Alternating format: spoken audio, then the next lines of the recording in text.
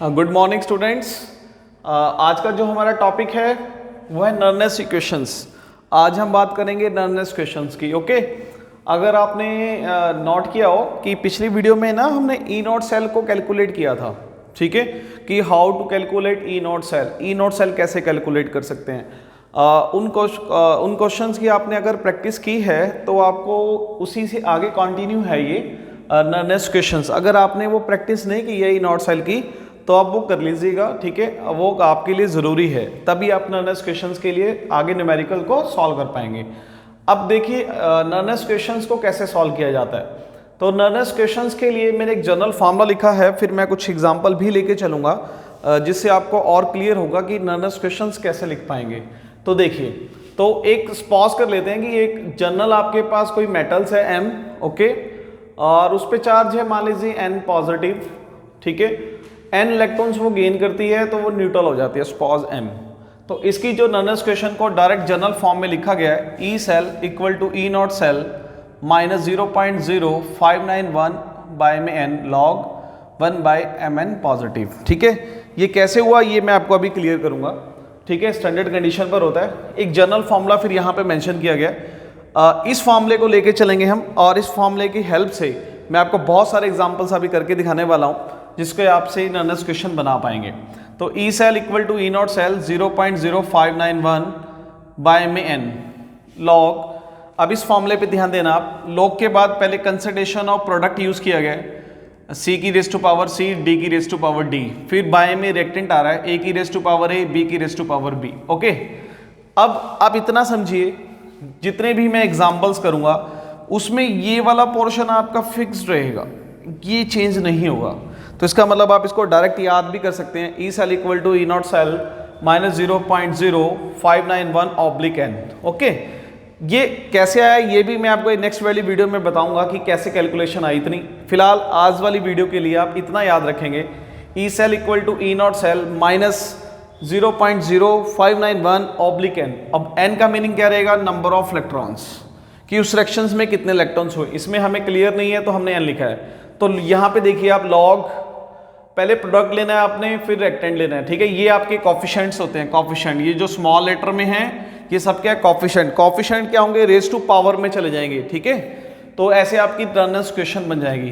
तो आइए आप इसको एग्जांपल से समझते हैं। देखिए पॉज कीजिए, मैंने एक एग्जांपल लिखा Zn(Cu2 positive Zn2 positive plus U, okay. और मुझे क्वेश्चन पुट हुआ है कि आप इसकी नर्नेस इक्वेशंस बना दीजिए। चलिए करते हैं। तो मैंने जितना आपको बोला कि E cell equal to E naught cell 0.0591, यहाँ तक ओके था, इतना लिखना ही लिखना है। अब बाय में मैंने बोला था N लिखना है, अब यहाँ पर आप N नहीं लिखेंगे, N की जगह कितने इलेक्ट्रॉन यूज हो रहे हैं, इस क्वेश्चंस को देखना पड़ेगा, बैलेंस में क्या है। देखिए आप ऐसे याद रख लीजिए, 4 से याद रख सकते हैं, जैसे यहाँ चार्ज 0 है, यहाँ पे 2 है, तो चार्ज में कितना डिफरेंस हो रहा है, 2 का, ठीक है। यहाँ पर भी 2 का है, तो यहाँ से आप देख सकते हैं कि इलेक्ट्रॉन कितने हुए, 2, ओके। यहाँ तक हो गया। फिर लॉग, राइट, फिर हम क्या लिखने वाले हैं, consideration of Zn2 positive, consideration of Cu, ये मैंने प्रोडक्ट वाले लिख दिए, C और D मान लीजिए, आप इससे कंपेयर कीजिए, ठीक है। और बाय में क्या आने वाला है, A और B, यहाँ पे Zn और Cu2 पॉजिटिव है, ठीक है। तो देखिए मैंने क्या किया, जनरल फॉर्मूले से कंपेयर करके यहाँ पर नर्नेस इक्वेशन बना दी। अब एक चीज़ आप ध्यान रखिएगा, जब हम कंसिडरेशन की बात करते ही हैं, इनकी जो कंसिडरेशंस हैं Cu और आपका Zn, ठीक है, ये दोनों की कंसिडरेशन हमेशा यूनिटी होती है, यूनिट लेनी है आपने, ठीक है।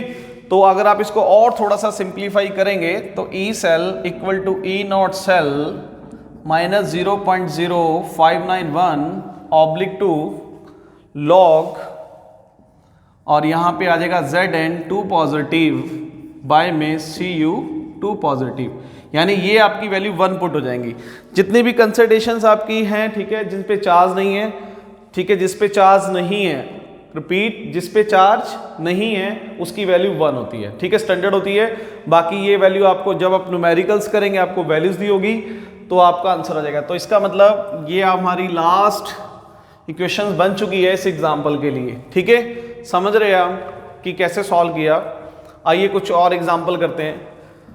नेक्स्ट एग्जाम्पल करता हूँ मैं, आपको और क्लियर होगा कि नर्नेस क्वेश्चंस को कैसे बनाया जा सकता है। उसके बाद जब आप ये समझ लेंगे कि नर्नेस क्वेश्चंस कैसे बनती है, फिर हम इसके न्यूमेरिकल भी स्टार्ट करेंगे। ओके, तो एक एग्जांपल और लेते हैं हम।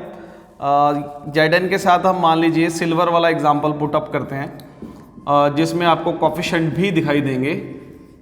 अब देखिए, ये मेरे को फिर से एक क्वेश्चन दे दी और मुझे बोला गया कि आप नर्नेस क्वेश्चन लिख दीजिए।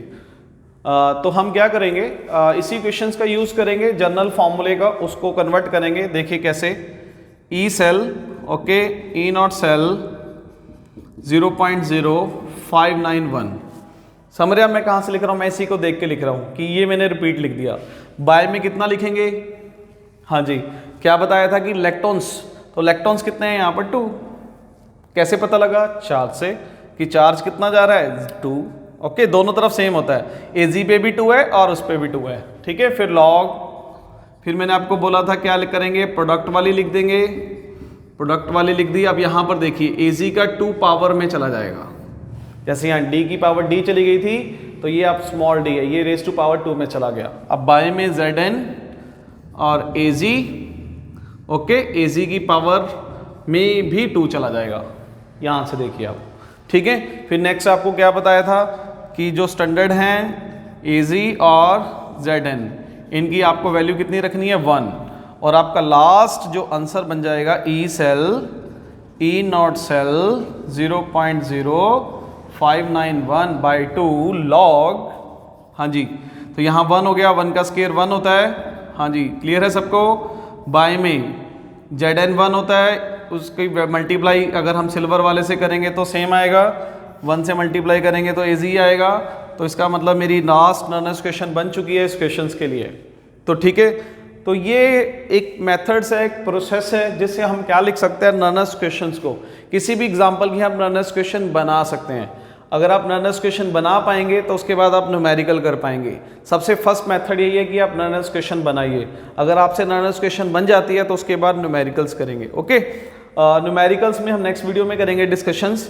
अभी आप इसकी प्रैक्टिस कीजिए, आप बहुत काफ़ी सारे एग्जांपल्स को ट्राई कीजिए।